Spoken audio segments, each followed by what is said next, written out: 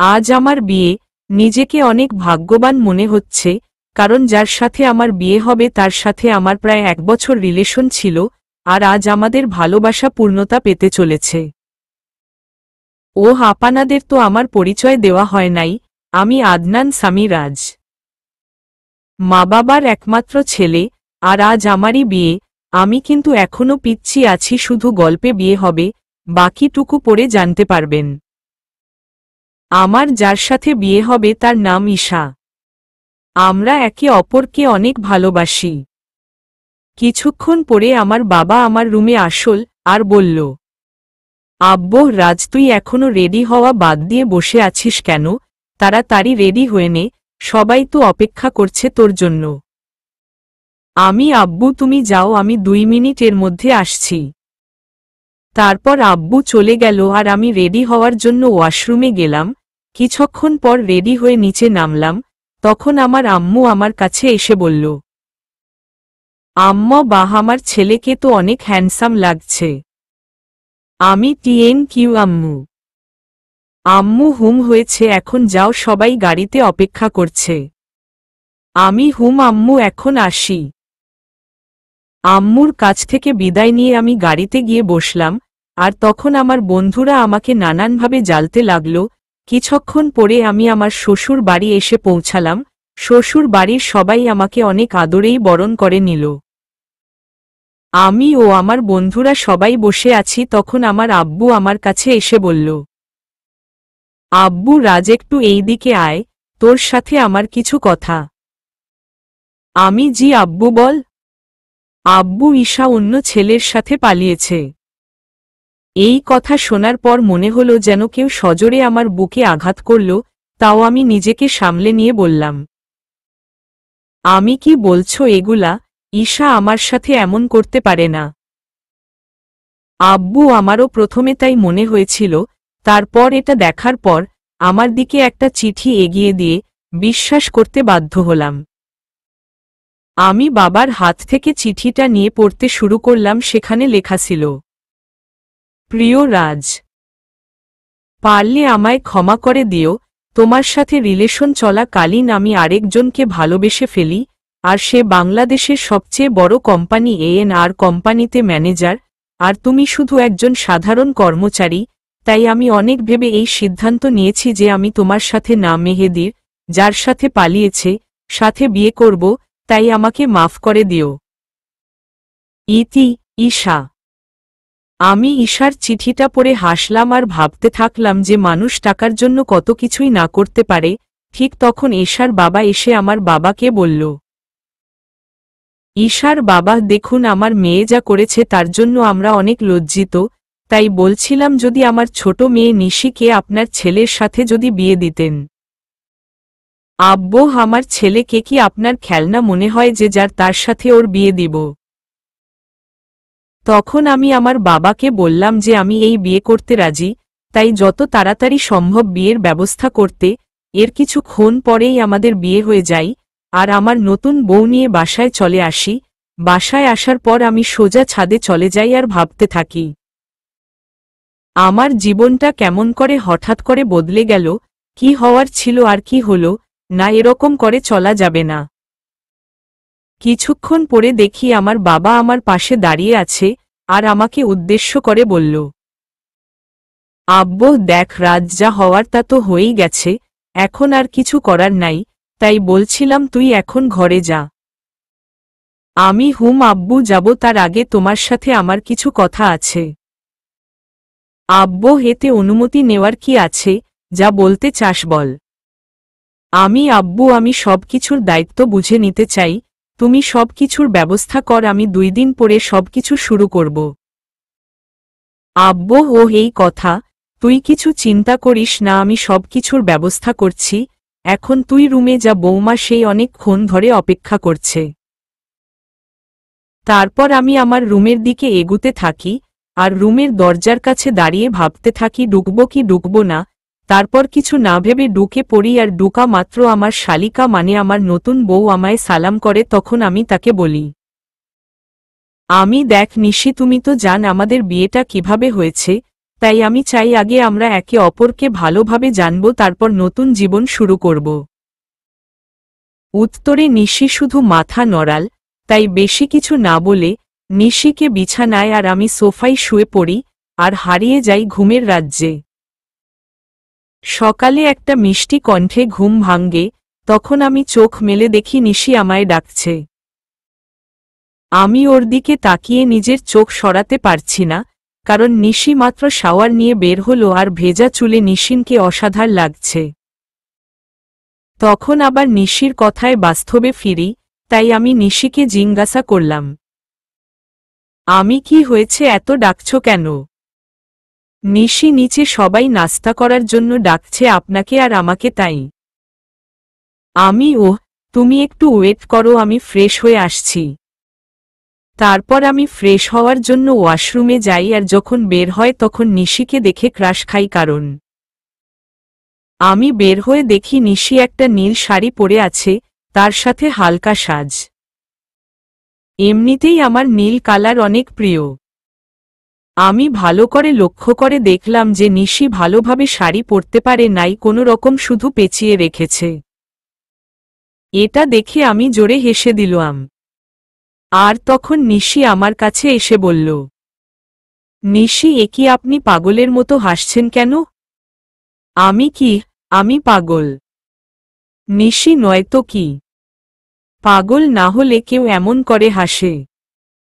আমি তোমার শাড়ি পরা দেখলে যে কেউ পাগল হয়ে যাবে, বলে আবার হাসতে শুরু করলাম। নিশি, দেখুন, একদম হাসবেন না। আমি শাড়ি পরতে পারি না তাই বলে এভাবে হাসতে হবে, মন খারাপ করে। আমি ঠিক আছে, আর হাসব না। তার আগে তুমি আমার কাছে আসো, তোমায় ভালো করে শাড়ি পরিয়ে দিই। নিশি, আপনি শাড়ি পরাতে পারেন? অবাক হয়ে আমি পারি, দাঁড়াও তোমাকে পরিয়ে দিই। তারপর আমি নিশিকে শাড়ি পরিয়ে দিই আর নিশি আমার দিকে অপলক তাকিয়ে আছে। শাড়ি পরানো শেষে আমি নিশির দিকে তাকিয়ে ওর প্রেমে পড়ে যাই, কারণ শাড়িতে নিশিকে অপরূপ সুন্দর লাগলে। আর নিশি দেখতে ঈশার থেকেও অনেক সুন্দর। আমি ওর দিকে তাকিয়ে আছে এমন সময় নিশি আমাকে বলে, নিশি, বাহ, আপনি তো দেখছি অনেক ভালো শাড়ি পরাতে পারেন। নিশ্চয় আপুকে পরানোর জন্য শিখেছেন। এটা বলেই নিশি নিজের জিহ্বায় কামড় দেই, কারণ সে ভুল কথা বলে ফেলেছে। আর ঈশার কথা শুনে আমার মন আবার খারাপ হয়ে যায়। তাই আমি নিশিকে বলি, চল এখন নিচে যাওয়া যাক, সবাই আমাদের জন্য অপেক্ষা করছে। তারপর আমি আর নিশি নিচে যাই। তখন সবাই আমাদের দিকে অবাক হয়ে তাকিয়ে থাকে, কারণ আমিও একটা নীল শেরওয়ানি পরেছি। তারপর আমি আর নিশি খাওয়ার টেবিলে পাশাপাশি বসি। আর খাওয়ার এক পর্যায়ে আমি আব্বুকে বলি, আমি ইয়ামিনের সাথে সব কথা বলে নিয়েছি। আর কাল সকালে আমি আর নিশি কয়েকদিনের জন্য ঢাকায় যাব। আব্বু, বুঝেছি, আর আমিও সব কথা বলে রেখেছি। কালকে সকালে তোদের ঢাকার ফ্লাইট। আমি যা বলেছিলাম সবকিছুর অ্যারেঞ্জমেন্ট কি হয়ে গেছে আব্বু? আব্বু, না, সব হয় নাই, তবে আজকের মধ্যেই সব ব্যবস্থা হয়ে যাবে। তারপর আরও কিছু কথা বলে আমি আর নিশি রুমে আসলাম। তখন নিশি আমায় জিজ্ঞাসা করল যে আমরা কেন ঢাকায় যাব। তাই আমি তাকে বললাম যে এটা আমার তরফ থেকে নিশির জন্য সারপ্রাইজ। আর আমি নিশিকে ব্যাগ গুছিয়ে রাখতে বলি। নিশি আমার কথা মতো নিজের ব্যাগ গুছিয়ে রাখে। অন্যদিকে ঈশা আর মেহেদিও বিয়ে করেছে, আর তারা দুজনই অনেক খুশি। আর তখন মেহেদির ফোনে একটা কল আসে। মেহেদি, হ্যালো, কে বলছেন? অপর পাশে মেহেদি, ও স্যার, আপনি? কিছু দরকার আছে নাকি? অপর পাশে মেহেদি, ওকে স্যার, আমি সব ব্যবস্থা করে দিব। এখন রাখি। ঈশা, কে ফোন করেছিল? মেহেদি, আমাদের নিউ সিইও ফোন করেছিল আর বলল যে কাল তিনি ও তার ওয়াইফ আসবে ঢাকায়। তাই একটা গ্র্যান্ড পার্টি অ্যারেঞ্জমেন্ট করা হয় আর সেখানে আমাকে আমার বউকে নিয়ে উপস্থিত থাকতে হবে। ঈশা ও মেহেদি চল এখন ঘুমাতে যাই, কাল আবার অনেক কাজ আছে। তারপরের দিন মেহেদি আর ঈশা পার্টিতে যাই।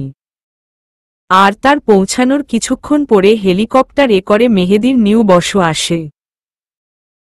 আর অফিসের সব স্টাফ তাকে স্বাগতম জানানোর জন্য যায়। আর যখনই নতুন বস ও তার ওয়াইফ হেলিকপ্টার থেকে নিচে নামে তখনই ঈশা প্রচণ্ড রকমের একটা শক খায়। কারণ মেহেদির কোম্পানির নতুন বস অন্য কেউ না, তার প্রাক্তন প্রেমিক রাজ এই কোম্পানির বস, আর তার ওয়াইফ হল ঈশার আপন বোন নিশি। কিন্তু এটা কিভাবে সম্ভব? রাজ তো ঈশাকে বলেছিল যে সে একজন সাধারণ ঘরের ছেলে, কিন্তু সে এত বড় কোম্পানির মালিক হল কিভাবে? তারপর আমি আর নিশি হেলিকপ্টার থেকে নেমে আসি আর দেখি যে ঈশা আমাদের দিকে অবাক চোখে তাকিয়ে আছে। সে হয়তো ভাবছে আমি এখানে কেমন করে আসলাম, আর মালিকই বা কেমন করে হলাম। কারণ আমি ঈশাকে বলেছিলাম যে আমি একটা কোম্পানির সাধারণ একজন কর্মচারী। হেলিকপ্টার থেকে নামার পরে সবাই আমাকে আর নিশিকে নিয়ে ব্যস্ত হয়ে পড়ে। তখন ঈশা আর ওর হাজবেন্ড মেহেদি আমাদের কাছে আসে আর আমাদের স্বাগতম জানাই। তখন ঈশা আমাকে বলে, ঈশাওরাজ তুমি এখানে কি করে? আর তুমি আর কোম্পানির সিইও হলে কিভাবে? আমি কেন? মিস ঈশা অবাক হচ্ছেন নাকি? এখানে তো অবাক হওয়ার কিছুই নেই, কারণ আমি আপনাকে একবার বলেছিলাম বিয়ের পরে আপনার জন্য একটা বড় সারপ্রাইজ অপেক্ষা করছে। কিন্তু আপনি কি করলেন? আমি ঈশার সাথে কথা বলছিলাম তখন মেহেদি এসে আমাকে বলল, মেহেদি স্যার এই হলো ঈশা আমার ওয়াইফ। 2 দিন হলো আমাদের বিয়ে হয়েছে। আমি nice to meet you miss Esha, হাত বাড়িয়ে। ঈশা টিএনকিউ স্যার, বেশ অবাক হয়ে। আমি তা মেহেদি সাহেব আমি যা যা বলেছিলাম সব কিছুর অ্যারেঞ্জমেন্ট কি হয়েছে? মেহেদি জি স্যার, সব কিছুর অ্যারেঞ্জমেন্ট করা হয়েছে। আপনি কি আগে একটু রেস্ট নিবেন নাকি? আমি আর নিশি আগে একটু রেস্ট নিব, তারপরে পার্টিতে জয়েন করব। আর আপনাকে পরিচয় করিয়ে দিই, এনি হলেন নিশি আমার ওয়াইফ। নিশিকে দেখিয়ে মেহেদি, হ্যালো ম্যাম, কেমন আছেন? নিশি জি ভালো আছি। তখন আমি ঈশার দিকে লক্ষ্য করে দেখি সে আমার আর ঈশার দিকে অবাক চোখে তাকিয়ে আছে। তাই আমি মনে মনে বলি এখনো তো কিছুই দেখনি, দেখতে থাকো কি হয়। তখন মেহেদি আমাকে আর নিশিকে একটা রুমে নিয়ে যায় আর বলে এখানে কিছুক্ষণ রেস্ট নিতে। এই বলে মেহেদি সাহেব সেখান থেকে চলে যাই। তখন নিশি আমার কাছে এসে বলে, নিশি এগুলা কি হচ্ছে আমাকে কি প্লিজ বলবেন? আমি মানে কিসের কথা বলছো তুমি? নিশি বুঝতে পারছেন না আমি কিসের কথা বলছি? আমি কই না তো। নিশি বুঝতে পারছেন না নাকি বুঝতে চাইছেন না? আমি আরে তুমি বুঝাই না বললে কেমন করে বুঝব? নিশি এগুলা কি? আমি তো শুনেছিলাম আপনি একটা কোম্পানির একজন সাধারণ কর্মকর্তা। শুধু আমি না, আমার পুরো পরিবার জানত যে আপনি একটি কোম্পানিতে কাজ করেন। তাহলে হুট করে এত বড় কোম্পানির সিইও কেমন করে হলেন? আমি এই কোম্পানির সিইও হয় নাই। এই কোম্পানির ওনা হলো আমার বাবা বুঝেশ, আর সেই হিসেবে আমি এই কোম্পানির সিইও। আর কেন আমি আমার আসল পরিচয় গোপন করেছি সেটা না হয় তোমাকে পরে বলবো। নিশি সেটা না হয় বুঝলাম, কিন্তু আপনি কেন আপনার আসল পরিচয় গোপন করলেন সেটা আগে বলুন, কান্না জড়িত কণ্ঠে। আমি বললাম তো আমি তোমাকে সব বলল, তার আগে তুমি কান্না বন্ধ কর। নিশিকে নিজের বুকের মাঝে জড়িয়ে নিয়ে, কেন জানি নিশির কান্নাটা আমার সহ্য হলো না। তারপর নিশিও আমায় জড়িয়ে ধরে কান্না করতে থাকল। এভাবে কিছুক্ষণ নিশি কান্না করল। তারপর যখন সে বুঝতে পারল যে সে আমায় জড়িয়ে ধরে আছে তখন হঠাৎ করে আমায় ছেড়ে দিয়ে বলল, নিশি আমি সরি। আসলে আমি বুঝতে পারি নাই তাই এমনটা করেছি। আসলে আমি একটু ইমোশনাল হয়ে পড়েছিলাম তো তাই। আমি ইটস ওকে নিশি, তুমি গিয়ে ফ্রেশ হয়ে নাও। আমাদের আবার নিচে পার্টিতে যেতে হবে। তারপর নিশি ওয়াশরুমে ফ্রেশ হতে চলে যাই। কিছুক্ষণ পরে নিশি বাহির হয়। তখন আমি ফ্রেশ হওয়ার জন্য ওয়াশরুমে প্রবেশ করি। আর বের হওয়া মাত্র নিশিকে দেখে টাস্কি খাই, কারণ নিশিকে নীল শাড়িতে একদম অপ্সরীর মতো লাগছে, সাথে হালকা মেকআপ, যা দেখে যে কেউ নিশির প্রেমে পড়তে বাধ্য। আমাকে এভাবে তাকিয়ে থাকতে দেখে নিশি আমার চোখের সামনে তুড়ি বাজিয়ে জিজ্ঞাসা করে, নিশি এই যে মিস্টার এইভাবে তাকিয়ে কি দেখছেন? আমি একটা ডানাকাটা পড়ি নিজের অজান্তেই বলে ফেলি। আর আমার কথায় নিশি বেশ লজ্জা পাই, যা ওর চেহারা দেখেই বোঝা যাচ্ছে, কারণ নিশির চেহারা একদম লজ্জায় লাল হয়ে গেছে। তখন আমি বলি, আমি থাক, আর লজ্জা পেতে হবে না, এখন তাড়াতাড়ি রেডি হয়ে নাও তো। তখন নিশি আবার রেডি হতে থাকে। আর নিশি যখন লিপস্টিক তার ঠোঁটে দিতে যাবে তখন আমি তাকে আটকিয়ে বলি যে, আমি তোমাকে এমনি অনেক ভালো লাগছে, এই সব লিপস্টিক আর কোনো দিন দিবা না ওকে। নিশিও বাধ্য মেয়ের মতো মাথা নাড়াল। কিছুক্ষণ পরে নিশি আমাকে জিজ্ঞাসা করে যে তাকে কেমন ভাগছে। আর আমি তো নিশিকে দেখে ওর প্রায় প্রেমেই পড়ে যাই, কারণ নিশিকে হালকা সাজে একদম পরীর মতো লাগছে। তাই আমি ওর কাছে গিয়ে বলি, আমি সবই ঠিক আছে, শুধু একটা জিনিস ছাড়া। নিশি ও কিছুটা মন খারাপ করে। আমি আরে শুনবে তো কি জিনিস? নিশি না বললে শুনবো কেমন করে? আমি তোমার গলায় কাজল দেওয়া হয়। তোমাকে কেউ যদি এভাবে দেখে তাহলে সবার নজর লেগে যাবে তো, তাই না? নিশি কিছু বলছে না, কারণ সে অনেক লজ্জা পেয়েছে। তারপর আমি নিজে হাতে নিশির ঘাড়ে কাজল লাগিয়ে দিই। আর আমার ছোঁয়া পাওয়া মাত্র নিশি কিছুটা কেঁপে ওঠে। আর নিশির এত কাছে গিয়ে আমিও কেমন যেন একটা ঘোরের মধ্যে চলে গেছিলাম। আর নিশিও কিছুটা আমার মতোই হয়ে গেছিল। তখন আমি নিশি মুখটা উপরের দিকে তুলে আমার ঠোঁটর ঠোঁটের দিকে এগিয়ে নিয়ে যাই, আর যখনই আমি নিজের ঠোঁট নিশির ঠোঁটের সাথে মেলাবো তখনই কেউ একজন রুমে মধ্যে প্রবেশ করে। এতে করে নিশি আমার থেকে কিছুটা দূরে চলে যাই, আর আমাদের দুজনেরই ঘোরটা কেটে যাই। তাই তখন দেখার চেষ্টা করি যে কে এসেছে। আর তখনই দেখি ঈশা দাঁড়িয়ে আছে। এতে করে আমার রাগটা বেড়ে যায়। তাই আমি ঈশাকে গিয়ে বলি, আমি আপনার কি একটু সাধারণ বুদ্ধিটুকু কি নেই, যে একটা সদ্য বিবাহিত দম্পতির রুমে কোনো পারমিশন ছাড়া প্রবেশ করেছেন? ঈশা আসলে আমি তো জানতাম না ভেতরে কি হচ্ছিল। আর তোমার রুমে ঢুকতে তো আগে কখনো পারমিশন লাগে, তাই আমি প্লিজ আগে কি হয়েছে না হয়েছে I just don't care, but now I am married, so next time knock করা রুম DHUK বান আন্ডারস্ট্যান্ড। এশা ইয়ে আই আন্ডারস্ট্যান্ড। আমি কথাটা মনে থাকে যেন। আর কি জন্য এসেছেন সেটা কি জানতে পারি? ঈশা আমি তোমার কাছে ক্ষমা চাইতে এসেছি, প্লিজ আমাকে মাফ করে দাও। আপনি কিসের জন্য ক্ষমা চাইছেন মিস ঈশা, সেটা কি জানতে পারি? ঈশা তোমার সাথে করা অন্যায়গুলোর জন্য আমি ক্ষমা চাইছি।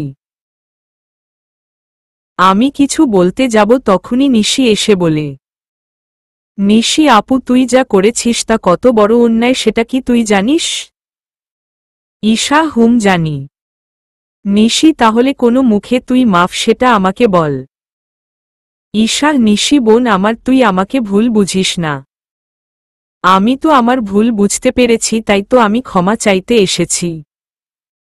আপনি কোনো অন্যায় করেন নাই মিস ঈশা। অন্যায় তো করেছি আমি। আপনার মতো একজন প্রতারককে ভালোবেসেছিলাম, এটার চেয়ে বড় অন্যায় আর কি হতে পারে সেটা বলুন তো। আমি আরও কিছু বলতে যাব তার আগে আমার ফোনে একটা কল আসে। আমি কলটা রিসিভ করেই নিশিকে বলি যে তাড়াতাড়ি রেডি হয়ে নিতে। আর ফোনটা করেছিল মেহেদি মানে ঈশা হাজবেন্ড।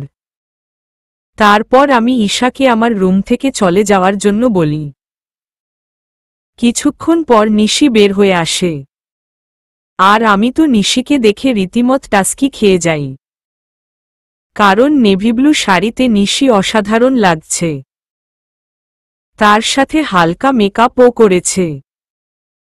আমাকে এভাবে তাকিয়ে থাকতে দেখে নিশি আমাকে বলে, নিশি এই যে মিস্টার রাজ এখানেই দাঁড়িয়ে থাকবেন নাকি নিচেও যাবেন?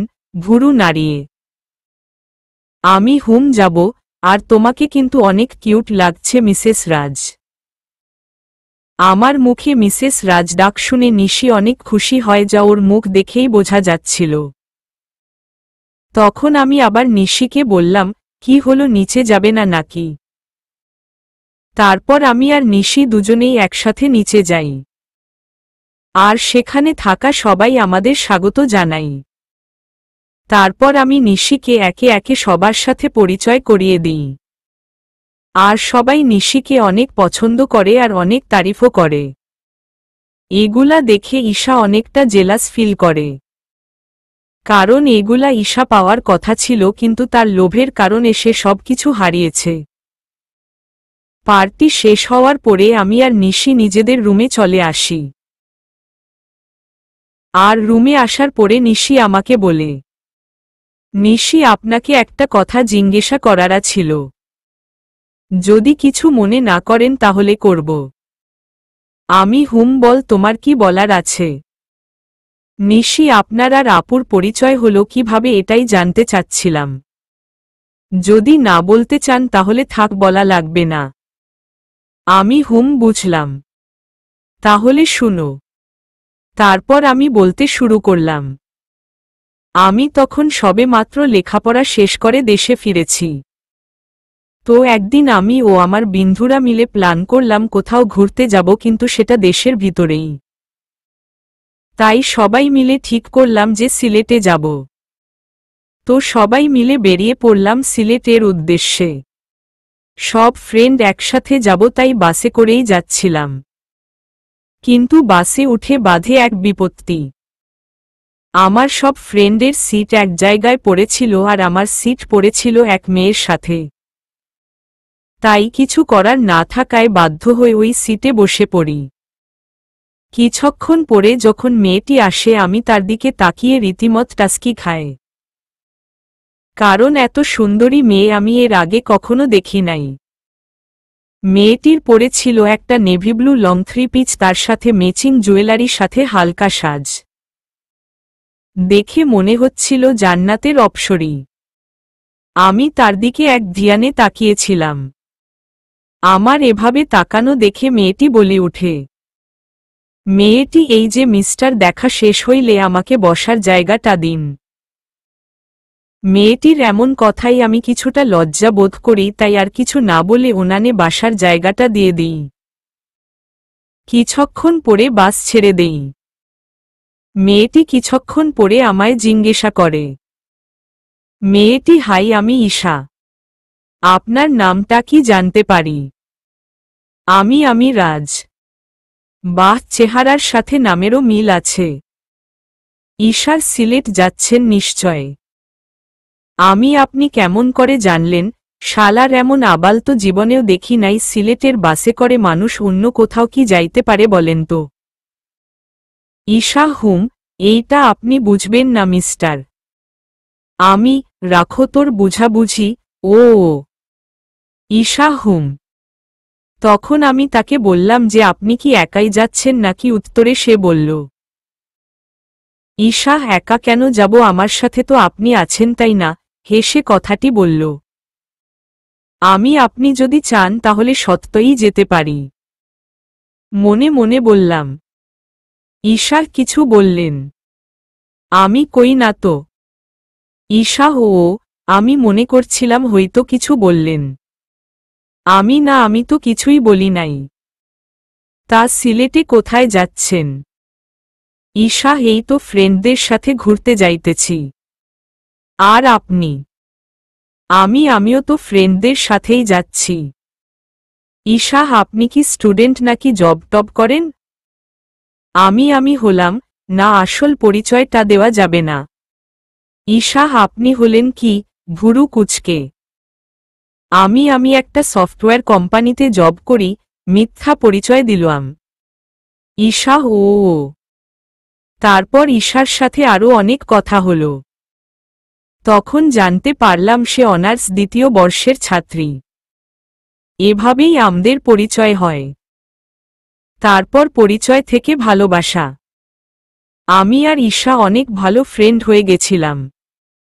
আমরা সিলেট থেকে ফিরে এসেও একে অপরের সাথে যোগাযোগ করতাম। একদিন আমি ঈশাকে প্রপোজ করি আর ঈশাও সেটা অ্যাকসেপ্ট করে। কিন্তু রিলেশনে থাকা অবস্থায়ও আমি আমার আসল পরিচয়টা ঈশাকে জানাইনি। আমি চেয়েছিলাম ঈশাকে এটা সারপ্রাইজ দিব। কিন্তু পরে যে আমি নিজেই সারপ্রাইজড হয়ে যাব এইটা ভাবতে পারি নাই।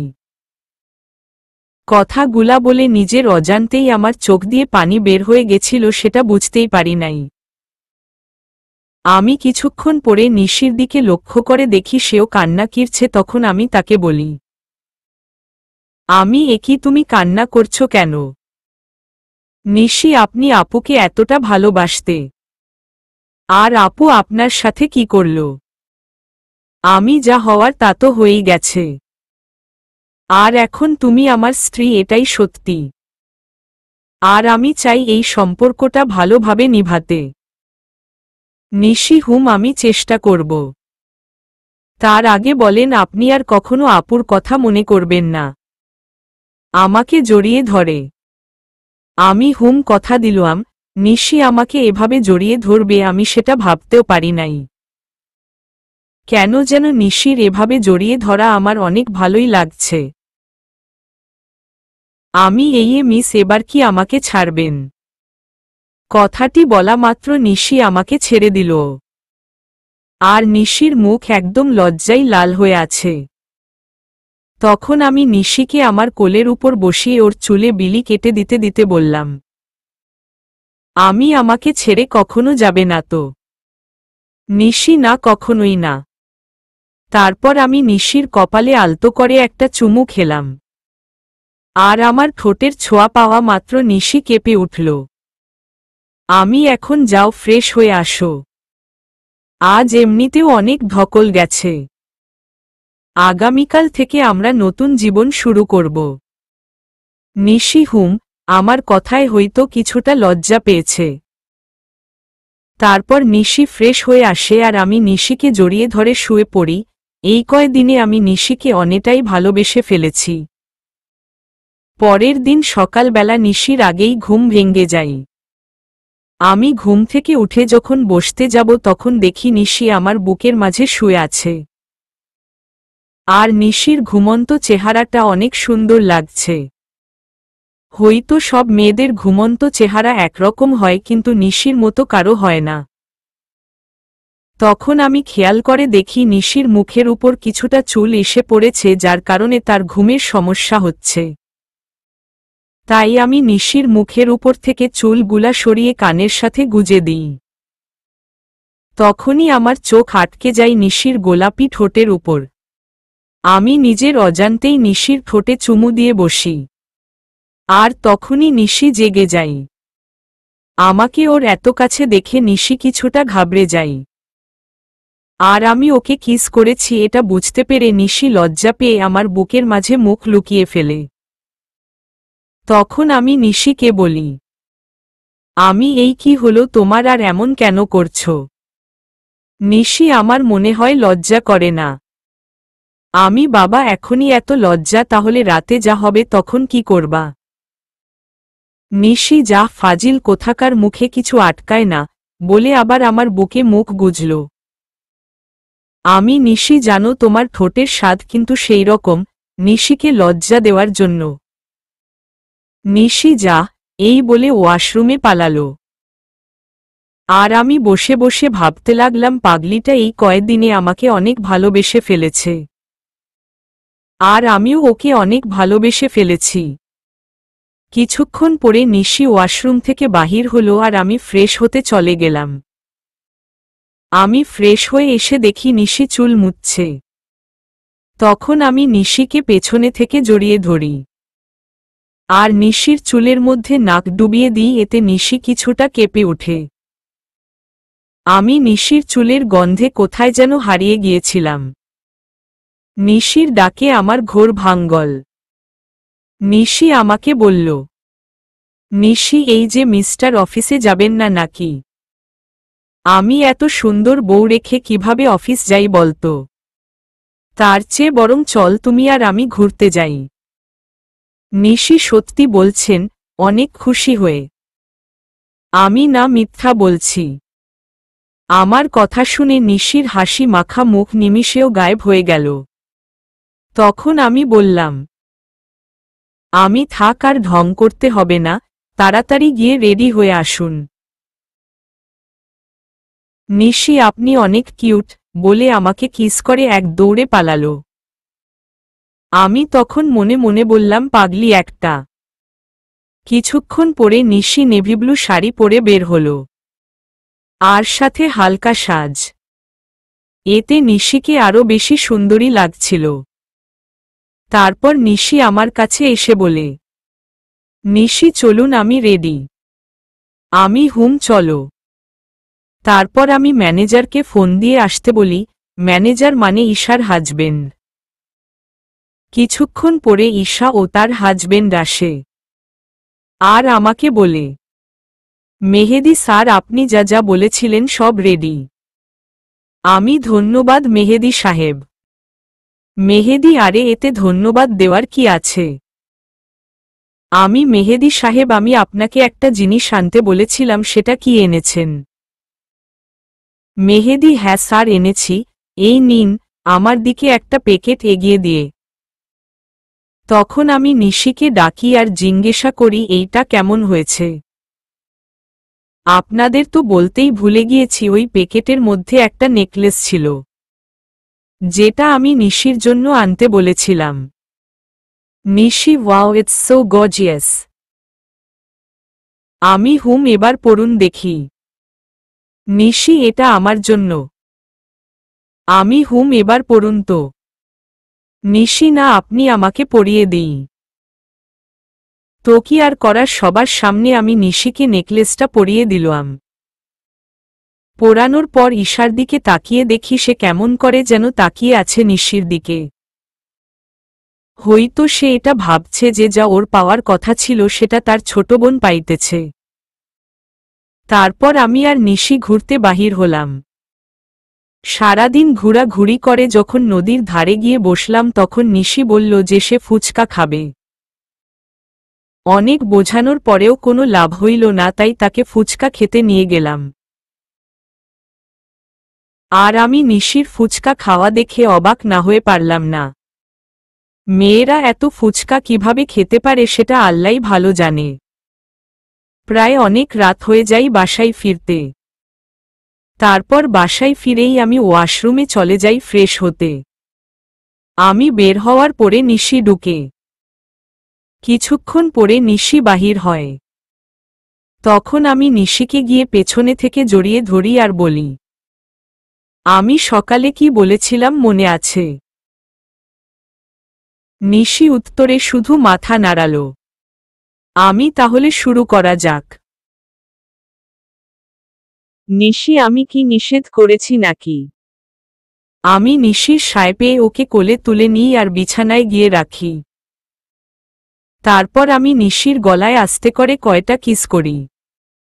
এতে নিশির নিঃশ্বাস আস্তে আস্তে ঘন হতে থাকে। তারপর আমরা দুজন হারিয়ে যাই ভালোবাসার অতলে। আর কিছু কমু না লজ্জা লাগে। পরের দিন সকালে নিশির ডাকে আমার ঘুম ভাঙ্গে। নিশি মাত্র গোসল করে এসেছে। আর ওকে দেখতেও অসাধারণ লাগছে। তাই আমি নিশিকে একটানে আমার বুকের উপর নিয়ে আসি। তখন নিশি বলে, নিশি সারারাত দুষ্টুমি করেও হয় নাই, এখন আবার শুরু করেছেন, তাড়াতাড়ি রেডি হয়ে অফিস যান। আমি ওকে, বাবা আমি যাইতেছি, তার আগে একটা কিস দাও। নিশি একটা দিল, যাবেন? আমি হুম যাব। তারপর নিশি আমাকে একটা কিস দেয়, আর আমিও উঠে ফ্রেশ হয়ে অফিসে চলে যাই। কিছুদিন পরে আমি আর নিশি আমাদের বাসায় চলে আসি, আর সেখান থেকেই অফিস শুরু করি। খুনসুটি ভালোবাসায় আমাদের দিন খুব ভালোই চলছিল, কিন্তু একদিন হঠাৎ করেই সবকিছু এলোমেলো হয়ে যায়। যা আমাকে আর নিশিকে। সে, আপনি এখানে? আমি হুম, আমি। অন্য কারো থাকার কথা ছিল বুঝি মিস নিশি? আপনাদের তো বলাই হয়নি আমার বিয়ে হলো নিশি। নিশি, এটা তো আপনার অফিস না, তাহলে এখানে কেমন করে আসলেন? আমি, আপনার বোধহয় কোথাও ভুল হচ্ছে, কারণ এই অফিসের ওনার আমি। নিশি, হইতো বা হতে পারেন, তবে আমি এই অফিসে জব করতে পারবো না। কথাগুলো বলেই নিশি চলে যাচ্ছিল, তাই আমি ওকে থামিয়ে বলি, আমি, excuse me miss Nishi, without my permission আপনি যাতা পারবেন না। Nishi, what the hell are you talking? আমি হুম, আমি ঠিক কথাই বলছি। আর এইটা দেখুন, 2 বছর এর আগে আপনি এই কোম্পানি ছাড়তে পারবেন না, আর যদিও ছাড়তে চান তাহলে আমার পারমিশন নিতে হবে। কিন্তু আমি এই মুহূর্তে আপনাকে পারমিশন দিচ্ছি না। সো আপনি এখন যেতে পারেন, প্রয়োজন পড়লে আমি আপনাকে ডেকে নিব। নিশি, ওকে স্যার। অনেক রেগেই কথাটি বলল। তারপর নিশি ওর কেবিনে চলে যাই। আমার আর ওর কেবিন প্রায় পাশাপাশি, তাই আমি ওকে দেখতে পারছিলাম। অন্যদিকে নিশি নিজের কেবিনে এসে ভাবে, কেন যে সেদিন সাইন করার আগে কন্ট্যাক্ট পেপারটা ভালোভাবে পড়ে নিলাম না। আর উনি কেন আবার আমার সামনে আসলেন? ভালোই তো ছিলাম এই 1 বছর উনাকে ছাড়া। এমন সময় নিশির ফোনে কল আসে, আর ফোনটা ধরা মাত্র নিশি কিছুটা বিচলিত হয়ে যায়। ফোনের অপাশ থেকে কেউ কিছু হয়তো বলল। আমি বসে আমার কাজ করছিলাম, এমন সময় নিশি আমার কেবিনে আসে আর বলে, নিশি স্যার, একটা কথা বলার ছিল। নিশির মুখে স্যার ডাক শুনে বুকের মধ্যে কেমন মোচড় দিয়ে উঠল। আমি হুম, বলেন। নিশি, আসলে স্যার, আজকে আমায় একটু তাড়াতাড়ি ছুটি দিবেন প্লিজ। আমি, কেন ছুটি কি করবেন? নিশি, আসলে বাসায় একটু প্রয়োজনীয় কাজ আছে তাই। আমি, কি প্রয়োজনীয় কাজ শুনি? নিশি, আসলে স্যার। নিশি কিছু লুকাতে চাইছিল আমার কারণে, সে বলে উঠল, নিশি স্যার, বাসায় আমার বাচ্চা অসুস্থ হয়ে গেছে, তাই আমার ছুটি প্রয়োজন।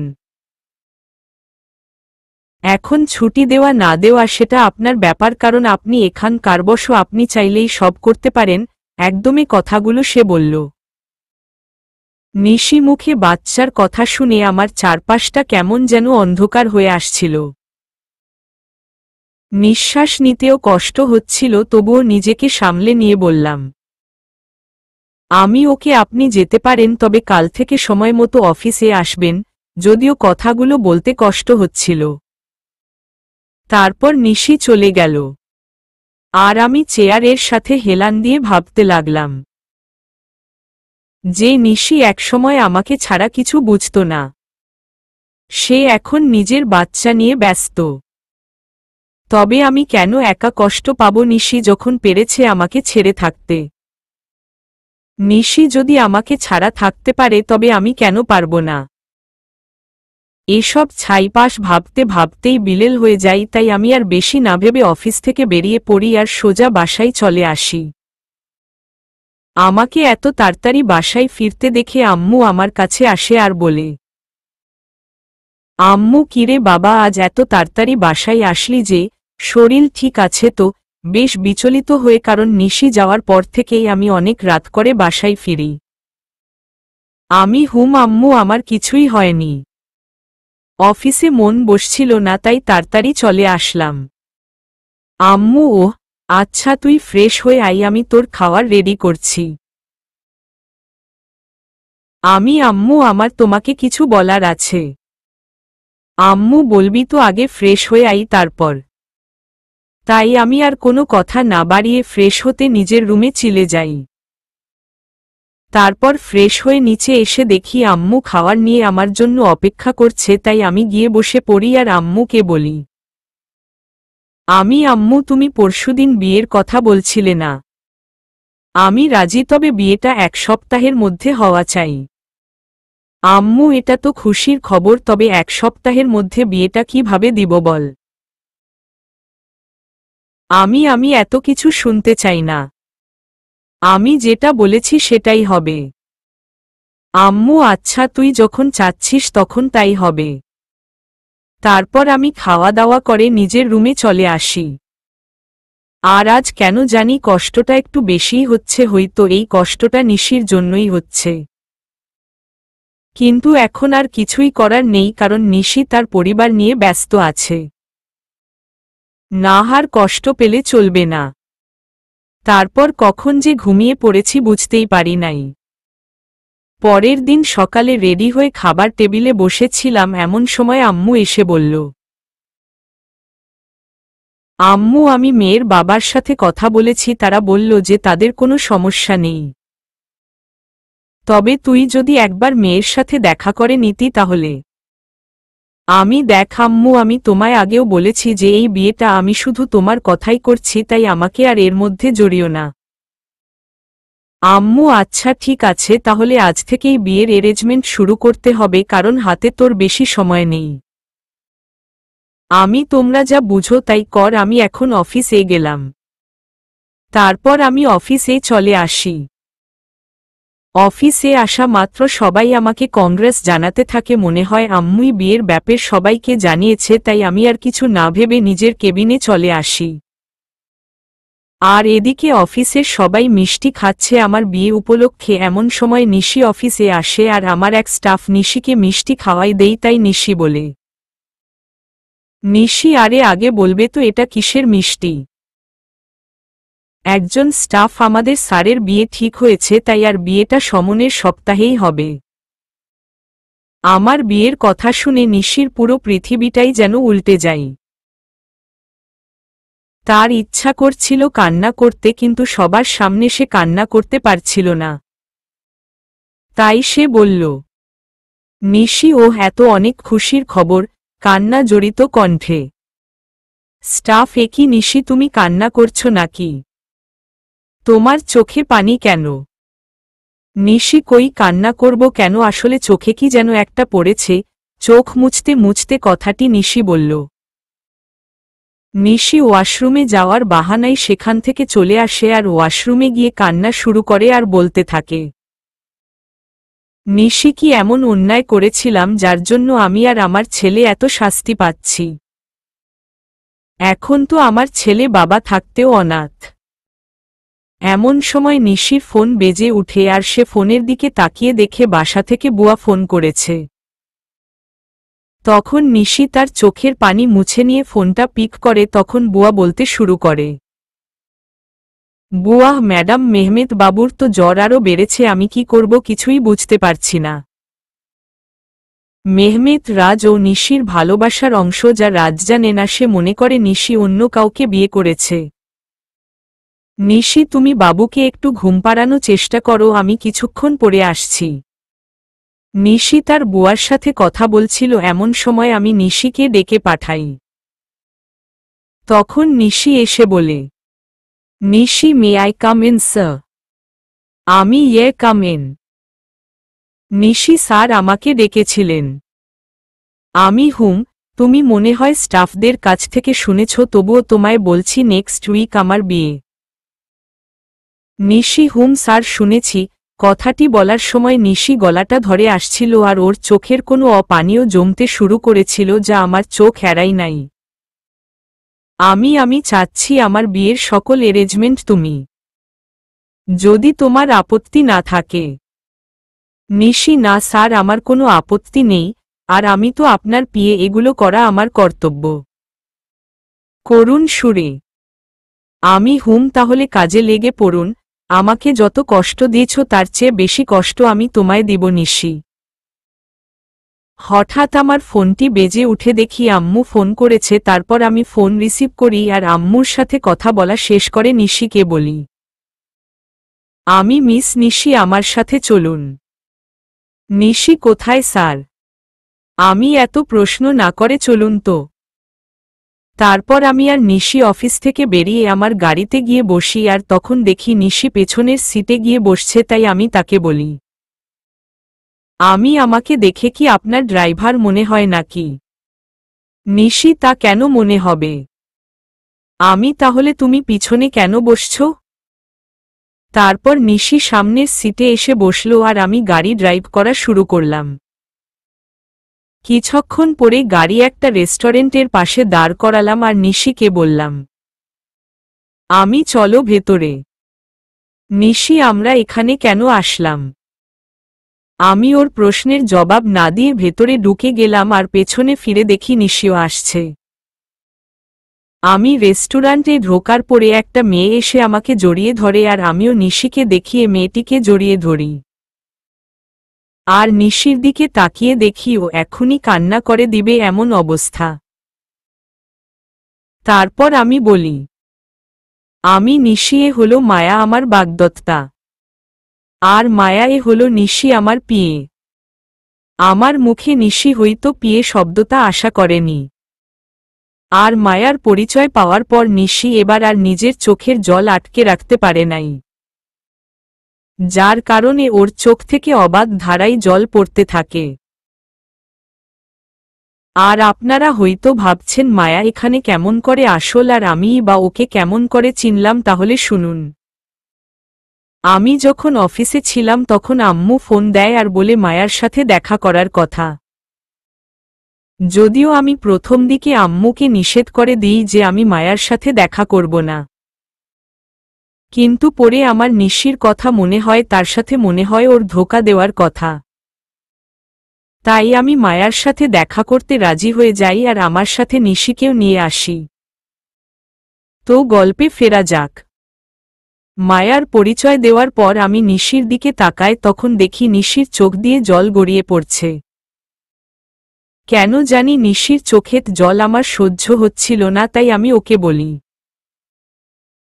নিশি, আর ইউ ওকে? কে? Nishi: yes sir, I am. তাহলে তোমার চোখে জল কেন? নিশি: কই না তো, চোখে পানিগুলো মুছে। আসলে স্যার, প্রচুর গরম পড়ছে তো, তাই এমন মনে হচ্ছে।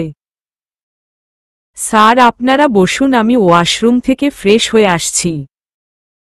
তারপর নিশি ওয়াশরুমে চলে যাই। ওয়াশরুমে গিয়ে নিশি জোরে কান্না করতে থাকে, কিন্তু তার এই কান্না দেখার কোনো মানুষ সেখানে উপস্থিত ছিল না। তাই হয়তো সে কান্না করতে পারছিল। নিশি কান্না জড়িত কণ্ঠে বলছিল, নিশি, হে আল্লাহ, আমার সাথেই কেন এরকম হয়? ভালোই তো ছিলাম আমি ওকে ছাড়া, তবুও কেন ওকে আবার আমার জীবনে ফিরিয়ে আনলে? যখন আনলে তাহলে কেন সে অন্য কারো হয়ে যাচ্ছে? আমি আর আমার বাচ্চা তো ভালোই ছিলাম ওকে ছাড়া, তবুও কেন হচ্ছে এমনটা? আমার বাচ্চা কি কোনো দিন তার বাবার পরিচয় আর আদর পাবে না? কিন্তু নিশি কোনোভাবেই নিজের কান্না থামাতে পারে না। কিন্তু সে তার বাচ্চার কথা ভেবে নিজেকে শক্ত করে আর বোঝাই তার বাবুর জন্য হলেও নিজেকে শক্ত রাখতে হবে। প্রায় আধা ঘন্টা পরে নিশি ওয়াশরুম থেকে বের হয়। আর রাজ তার চেহারা দেখে রীতিমত ভয় পেয়ে যাই, কারণ তার চোখগুলো লাল হয়ে আছে, তার সাথে ফুলেও আছে। আর নিশি এতক্ষণ কান্না করছিল। কিন্তু নিশির কান্না করার তো কোনো কারণ এখানে নেই, তবুও সে কেন কান্না করছিল আমি কিছুই বুঝতে পারছিলাম না। তখন নিশি আমাদের কাছে আসল আর চেয়ারে বসে পড়ল। আর আমি রেস্টুরেন্টের একজন স্টাফকে ডেকে খাওয়ার অর্ডার করলাম। কিছুক্ষণ পর খাওয়ার আসলো। আমি নিশিকে দেখানোর জন্য মায়াকে নিজের সাথে খাইয়ে দিচ্ছিলাম, আর এটা দেখে নিশি আর ঠিক থাকতে পারল না, তার চোখগুলো আবার জলে ভরে গিয়েছিল। তাই সে এগুলো আড়াল করার জন্য বলল, নিশি স্যার, আমায় এখন যেতে হবে, এমনিতেও আমার অফিস টাইম শেষ হয়ে গেছে। কথা বলতে ওর কষ্ট হচ্ছিল, যা ওর কথা শুনেই বোঝা যাচ্ছিল।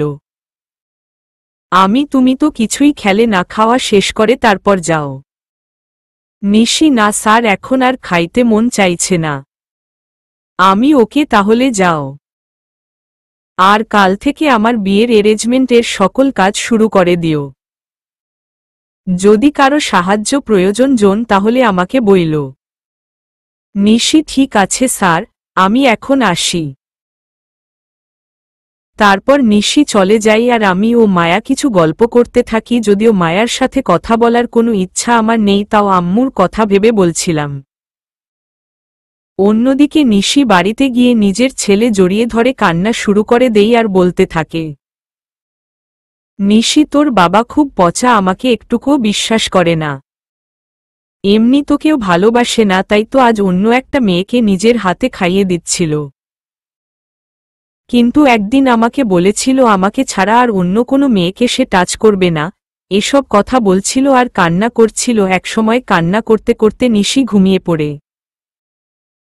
আমি আর মায়া কিছুক্ষণ গল্প করার পরে রেস্টুরেন্ট থেকে বের হয়ে আসি, আর মায়া তার গাড়িতে করে বাসায় চলে যাই। আমি যখনই নিজের গাড়িতে উঠতে যাব তখনও কেউ আমার নাম ধরে ডাক দেয়। পেছনে ফিরে দেখি নিশির বেস্ট ফ্রেন্ড মিম। তাই আমি তাকে বলি, কেমন আছো মিম, আর দেশে কবে ফিরলে? আসলে মিম দেশের বাইরে থাকত।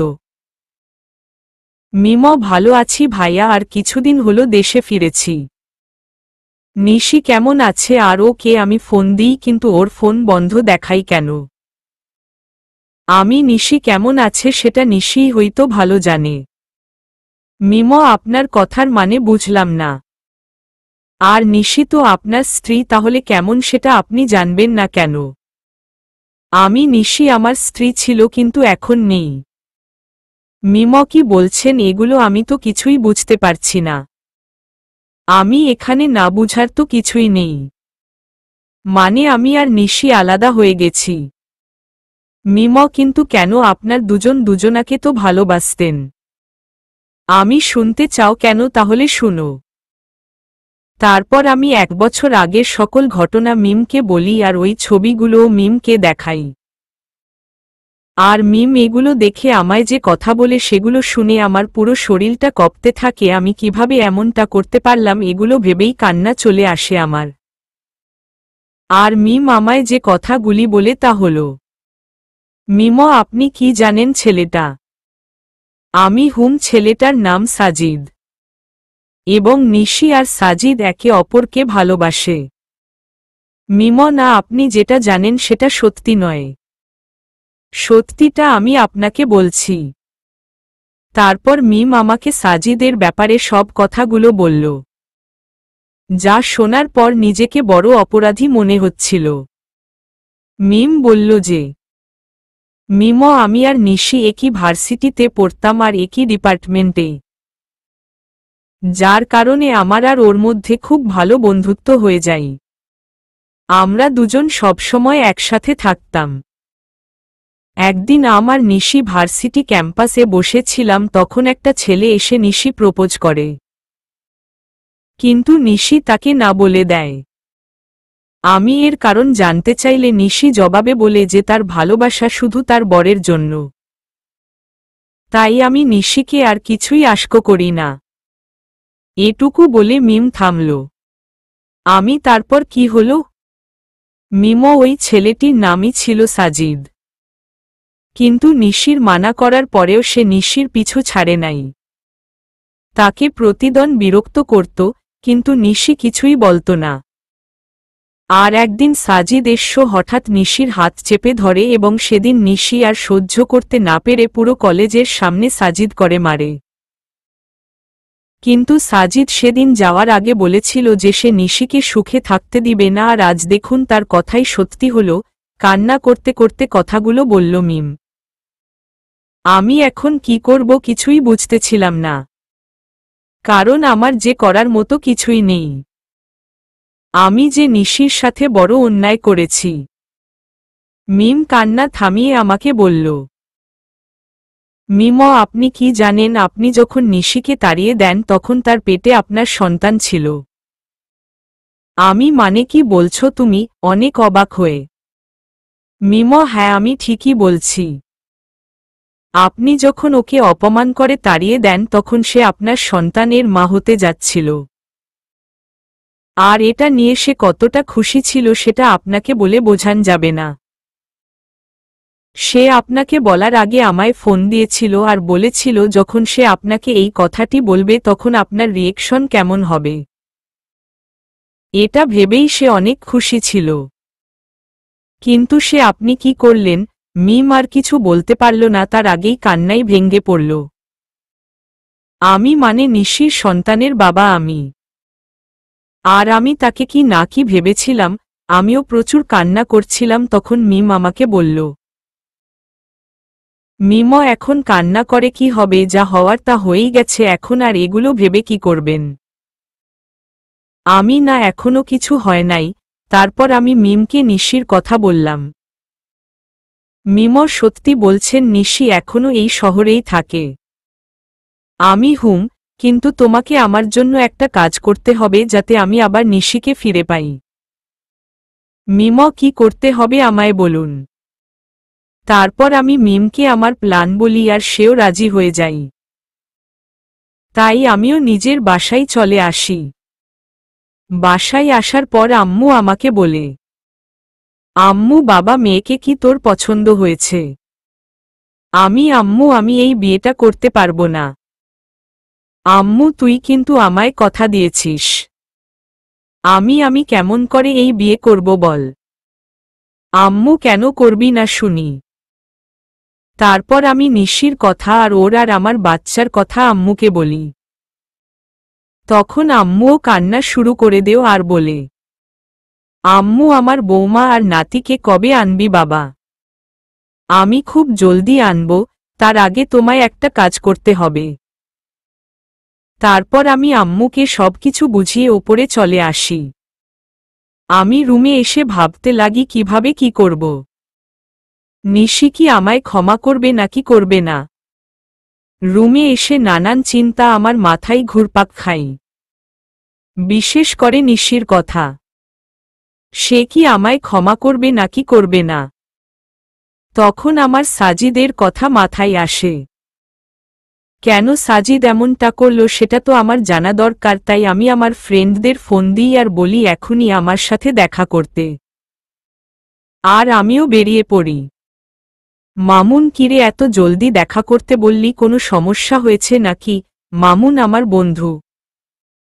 আমি বলছি, তার আগে রবি আর মিজানকে আসতে দে। কিছুক্ষণ পরে রবি আর মিজান চলে আসে আর আমি ওদেরকে মিমের বলা সকল কথা ওদের খুলে বলি। সব শোনার পরে ওরা বলে, রবি, ভাবিকে কি রাজি করাতে পারবি বলে মনে হয় না? আমি হইতো বা, কিন্তু হাল ছাড়লে তো চলবে না। আর শোন, তোদের একটা কাজ করতে হবে। ওরা কি কাজ বল? আমি সাজিদকে যেভাবেই হোক তোদের খুঁজে বার করতে হবে। আর এই নে সাজিদের ছবি। তারপর আমি ওদেরকে সাজিদের একটা ছবি দিই।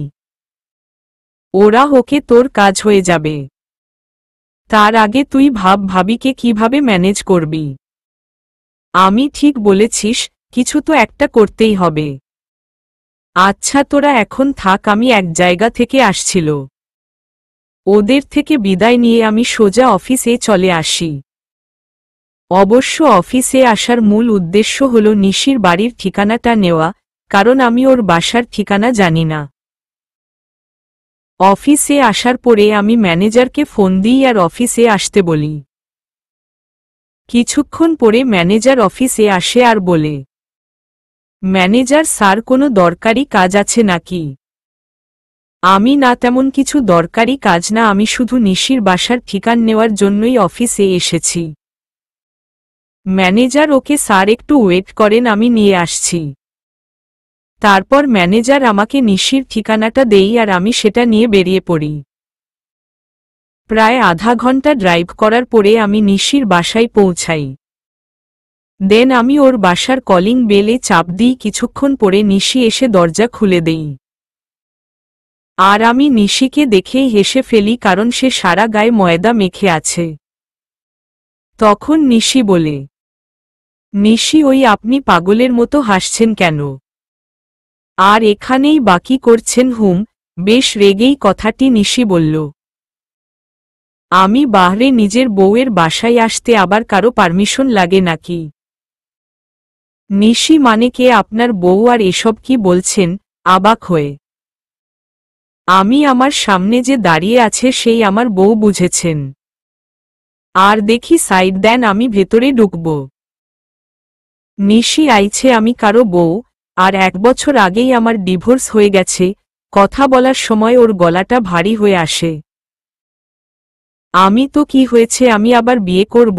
কথা বলতে বলতে বাড়ির ভিতরে ঢুকে যাই, আর তখনই দেখি একটা ফুটফুটে বাবু শুয়ে আছে। হয়তো এটাই আমার বাবু হবে। ওকে দেখার সাথে সাথেই আমার চোখ দিয়ে পানি বেরিয়ে আসে। নিশি কি বলছেন কি আপনি?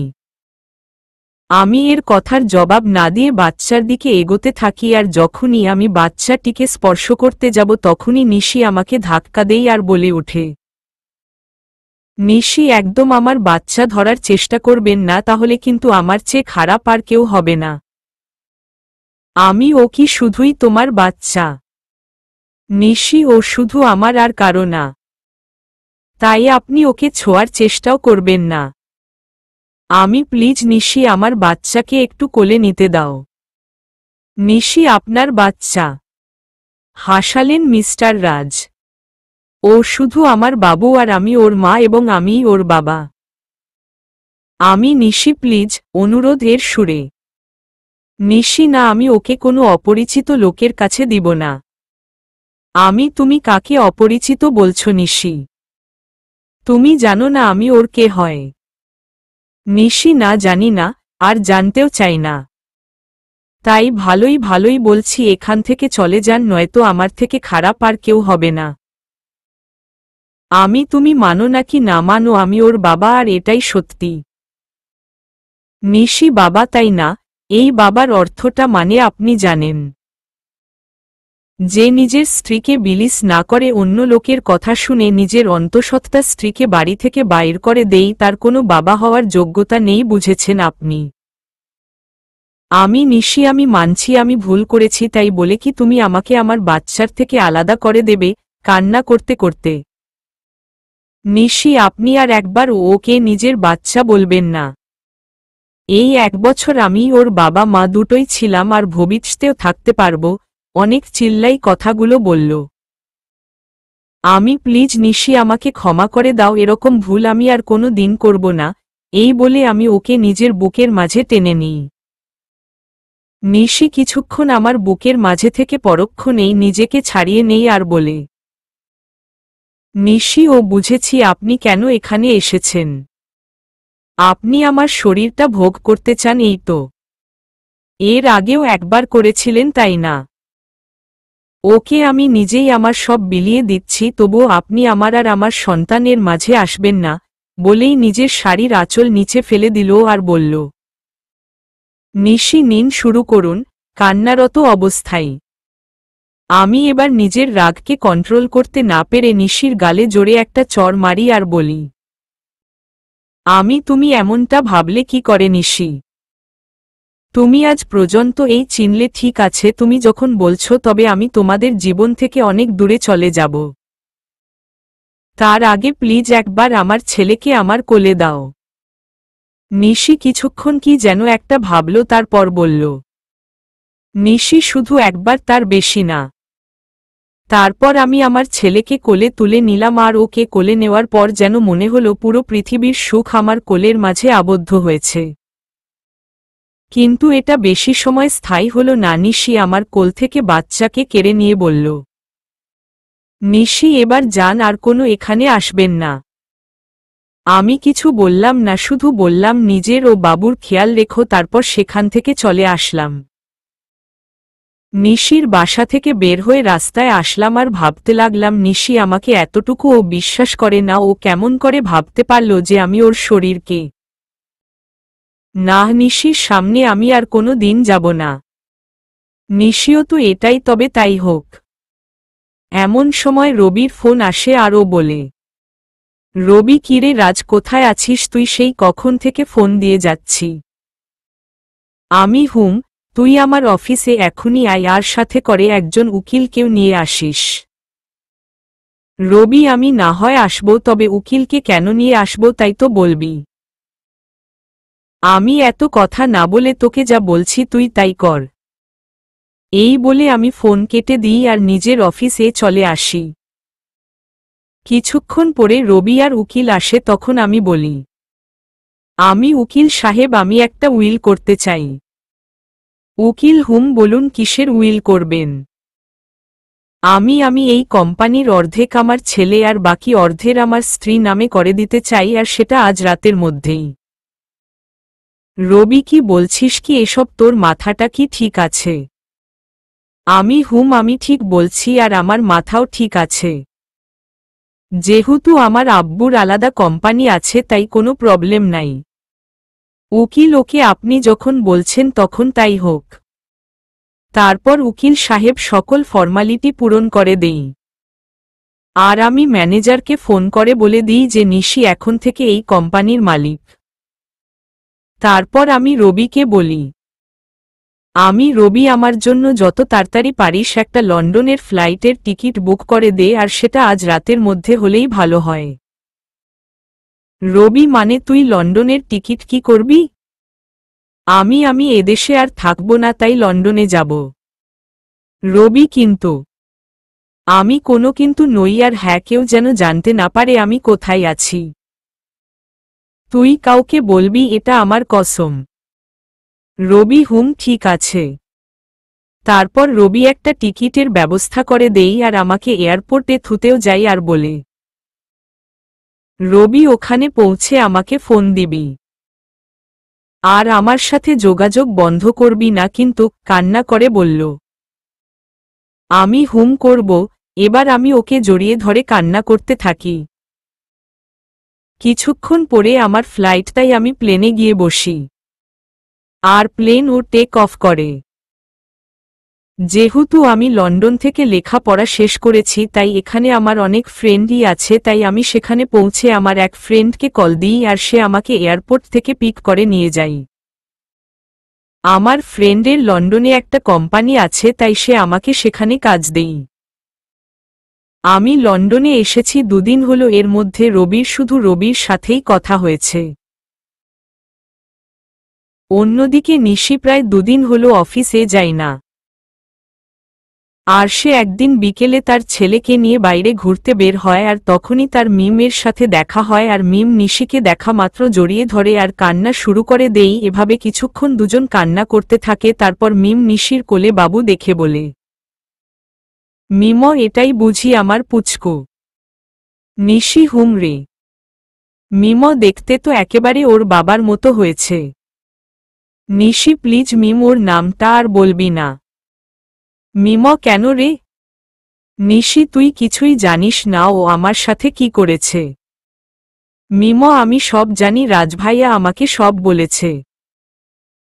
তারপর মিম নিশিকে সব সেদিন কার কথা সব খুলে বলে, আর কথাগুলো শুনে নিশিও কান্না শুরু করে দেই আর বলে, নিশি আমি কিভাবে পারলাম ওর সাথে খারাপ ব্যবহার করতে? তাহলে কি সেদিন ও এই কথাই বলতে এসেছিল? কান্না করতে করতে বলল, মিম তুই কি বলছিস? আমি কিছুই বুঝতে পারছি না, কাইন্ডলি একটু পরিষ্কার করে বলবি যে কার সাথে খারাপ ব্যবহার করেছিস? নিশি হুম বলছি। এখনো ওর কান্না থামে নাই। তারপর নিশি সেদিন ঘটে যাওয়া ওর আর রাজের সকল ঘটনাগুলো বলে। সব কথা শোনার পরে মিম বলে, মিম যা হওয়ার হয়ে গেছে, তুই কালকে গিয়েই রাজভাইয়ার কাছে মাফ চাইবি। নিশি ওকে আমায় মাফ করবে? জিজ্ঞাসু দৃষ্টিতে। মিম অবশ্যই করবে। আর এখন বাড়িতে যা, কাল দেখা হচ্ছে। তারপর নিশি ও তার ছেলে বাড়িতে চলে আসে। বাড়িতে আসার পর থেকেই নিশি অনেকটা খুশি, যার মূল কারণ ভালোবাসার মানুষকে ফিরে পাওয়া। নিশি ভাবতে শুরু করে দিয়েছে কালকে কি হবে, কিন্তু নিশি হয়তো এটা জানে না যে কালকে তার জন্য কি অপেক্ষা করছে। পরের দিন সকালে নিশি একদম রাজের পছন্দ মতো সাজে। নীল শাড়ি, নীল চুড়ু, হালকা মেকআপ, কিন্তু ঠোঁটে কোনো প্রকার লিপস্টিক দেয়নি, কারণ রাজ লিপস্টিক দেওয়া পছন্দ করে না। সাজগোজ শেষে নিশি নিজেকে নিজে দেখেই লজ্জা পাই, কারণ আজ প্রায় 1 বছর পরে ও এরকমভাবে সাজল। কিছুক্ষণ নিজেকে আয়নায় দেখার পরে নিশি অফিসের উদ্দেশ্যে রওনা দেই। অফিসে পৌঁছে নিশি অবাক হয়ে যায়, কারণ সবাই নিশিকে সালাম দিচ্ছে, কিন্তু এসব নিয়ে নিশির কোনো মাথা ব্যথা নেই। সে শুধু তার প্রিয় মানুষটির অপেক্ষা করতে থাকল। নিশি অফিসে এসেছে প্রায় ঘন্টা খানেক হলো, কিন্তু এখনো রাজ আসে নাই। তাই এবার নিশির বেশ চিন্তা হচ্ছে, তাই সে ম্যানেজারের কাছে যায় আর বলে, নিশি, আচ্ছা এখনো রাজ অফিসে আসে নাই কেন? ম্যানেজার, রাজ স্যার তো গত 3 দিন ধরেই অফিসে আসে না ম্যাম। নিশি, মানে অফিসে আসে না কেন? আর আপনি আমাকে ম্যাম কেন বলছেন? ম্যানেজার, অফিসের বসকে ম্যাম বলবো না তো আর কি বলবো? নিশি, কি বলছেন এসব? আর কে অফিসের বস? ম্যানেজার, আপনি আমাদের অফিসের নতুন বস। আর এই অফিস আপনার ও আপনার ছেলের নামে রাজ স্যার লিখে দিয়ে গেছেন। নিশি, মানে লিখে দিয়ে গেছেন? কোথায় গেছেন উনি? বেশ বিচলিত হয়ে। ম্যানেজার, সেটা তো আমি জানি না, আর গত 3 দিন ধরে ওনার ফোনটাও বন্ধ দেখাচ্ছে। নিশি, কি বলছেন এগুলো? ওনার ফোন বন্ধ দেখাচ্ছে মানে? প্রায় কান্না করে দিয়েছে। ম্যানেজার, আমি ঠিক বলছি। তারপর ম্যানেজার চলে যাই। ম্যানেজারের কথা শুনে নিশি ধপাস করে চেয়ারে বসে পড়ে। আর ভাবতে লাগে, তাহলে কে আবার রাজকে হারিয়ে ফেলল? না, এ হতে পারে না। আমি রাজকে কিছুতেই হারাতে দিব না। তারপর নিশি অফিস থেকে বের হয়ে যায় আর ওর বাসায় চলে যায়। বাসায় গিয়ে নিজের ছেলেকে নিয়ে রাজের বাসায় চলে আসে। আর যেহেতু রাজের মা জানে যে নিশি আর রাজের একটা ছেলে আছে, তাই তিনি নিশিকে দেখা মাত্র কাছে টেনে নেই আর বলে, রাজের মা, কোথায় ছিলি মা এতদিন? আমাদের কথা কি এবারও মনে পড়েনি? নিশি, মনে তো অনেক পড়েছে, কিন্তু আসার অধিকারটা ছিল না। আম্মু হয়েছে আর বলতে হবে না। আর এটাই কি আমার দাদু ভাই? নিশি, আম্মু। তারপর সবাই মেহমেদকে নিয়ে ব্যস্ত হয়ে পড়ে। কিছুক্ষণ পর নিশি বলে, নিশি আম্মু, তোমার ছেলে কোথায় গো? ও আমাকে অনেক জ্বালিয়েছে, আজ তার বদলা নিব। হাসি মাখা মুখ নিয়ে। আম্মু, মানে রাজ তোর সাথে আসে নাই? সে তো বলেছিল তোকে নিয়ে বাসায় আসবে, তাই আমি ওকে কোনো ফোন দিই নাই। নিশি, ও 3 দিন ধরে আমার সাথে দেখাই করে নাই। আর অফিসেও যাইনি, তাই আমি মনে করলাম যে ও বাসায় আছে। বলেই নিশি আবার কান্না শুরু করল। এখন রাজের আম্মুও কান্না করছে। তারা সবাই ভাবছে যে রাজ কোথায় গেল। অন্যদিকে রাজ লন্ডনে গিয়ে তার বন্ধুর বাসায় উঠেছে, আর আজ তার অফিসের প্রথম দিন, তাই সে অফিসের জন্য তৈরি হয়ে বের হয়ে আসে। তারপর রাজ আর ইব্রাহিম, রাজের বন্ধু, অফিসের উদ্দেশ্যে রওনা দেই। অফিস পৌঁছে অবাক না হয়ে পারলাম না, কারণ আমাদের অফিসের বস হল নীলা। সে আমাকে দেখা মাত্র আমায় এসে জড়িয়ে ধরে আর বলে, নীলা, হারে রাজ, কেমন আছো তুমি? আমি আলহামদুলিল্লাহ ভালোই আছি। তুমি কেমন আছো? নীলা, ভালো ছিলাম না, কিন্তু এখন থাকব। আমি, মানে তুমি কি বললে বুঝতে পারলাম না। নীলা, আমি বললাম যে আমিও ভালো আছি। তা আঙ্কেল আন্টি কেমন আছে? আমি, তারাও ভালোই আছে, যদিও আমি জানি না যে তারা কেমন আছে। নীলা, তা কি মনে করে তোমাদের কোম্পানি ছেড়ে এখানে জয়েন করলে? আমি, এমনি গো, তেমন কিছু না। নীলা, ওকে রাজ, তোমার সাথে পরে কথা হবে, এখন একটা মিটিং আছে তাই যেতে হবে বাই। তারপর নীলা চলে গেল। এখন আপনারা হয়তো ভাবছেন নীলাকে আর আমি বা নীলাকে কেমন করে চিনি, তাই তো? তাহলে শুনুন। নীলা, আমি আর ইব্রাহিম একই সাথে পড়তাম, তাই আমি আর ওকে চিনি। আর আমি নীলাকে সবসময় নিজের বন্ধুই ভাবতাম, কিন্তু একদিন নীলা আমাকে এসে প্রপোজ করে। কিন্তু আমি এসব পছন্দ করতাম না, তাই আমি ওকে নিষেধ করে দিই। কিন্তু নীলা আমায় প্রতিদিন প্রপোজ করতে থাকে, তাই আমি তাকে বলে নেক্সট টাইম যদি সে আমায় প্রপোজ করে তাহলে আমি ওর সাথে আর বন্ধুত্ব রাখতে পারব না। তাই সেদিন এর পর থেকে নীলা আমায় আর প্রপোজ করে নাই। এর মধ্যে আমার লেখাপড়া শেষ হয়ে যায়, তারপর আমি দেশে ফিরে আসি, আর বাকিটুকু তো আপনারা জানেন। নীলা যাওয়ার পরে আমি ইব্রাহিমকে বলি, আমি কিরে, এটা তো তোর কোম্পানি, তাহলে নীলা এখানকার বস কিভাবে? ইব্রাহিমও, এটা আমার কোম্পানি, কিন্তু এর মালিক আমরা দুজন, আমি আর নীলা। আমি তো, তুই আমাকে আগে বলতে পারলি না যে এখানে নীলাও আছে? তাহলে আমি। ইব্রাহিমও, তাহলে আসতি না, তাই তো?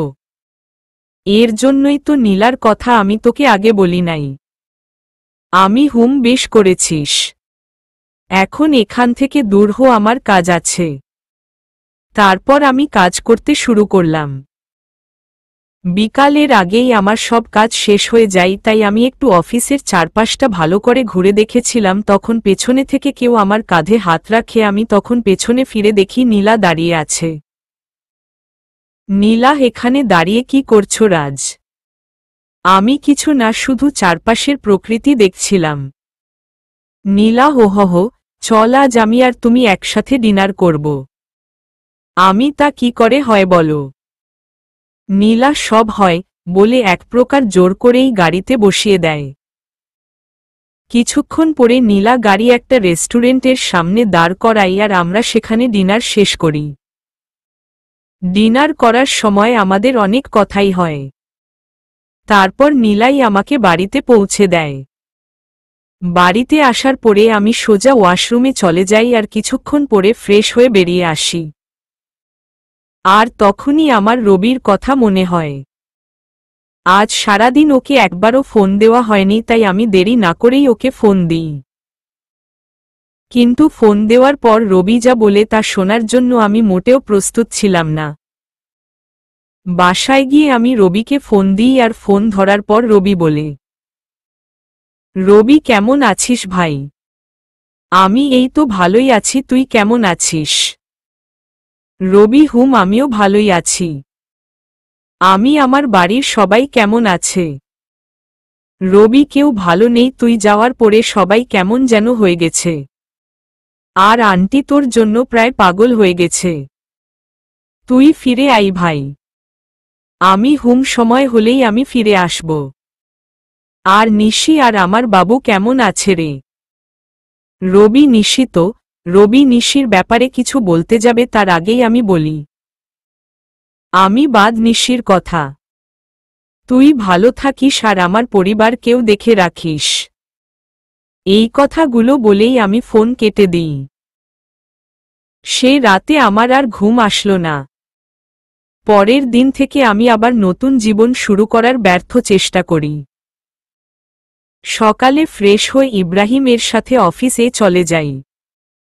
আর অফিসে পৌঁছে নীলা বলে, নীলা, রাজ কেমন আছো? আমি, এই তো ভালো, তুমি কেমন আছো নীলা? নীলা, আমিও ভালো আছি। কাজের চাপ বেশি দেয়নি তো তোমায়? আমি, আরে না, এতটুকু কাজ করার অভ্যাস আমার আছে।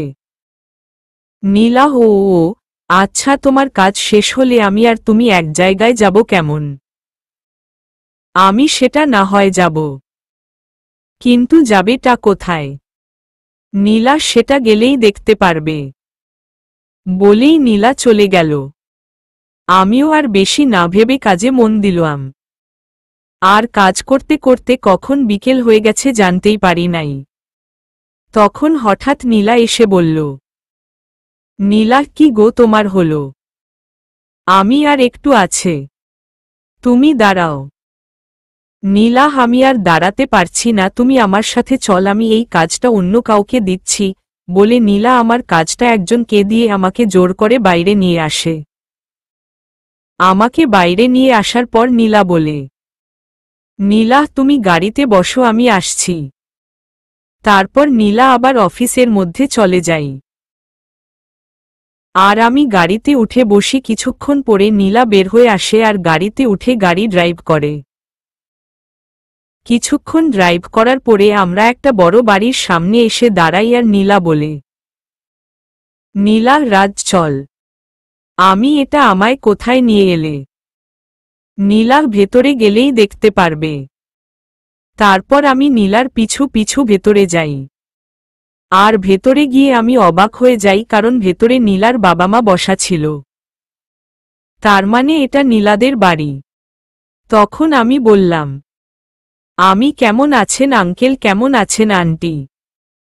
নীলার বাবা মা, ভালো বাবা, তুমি কেমন আছো?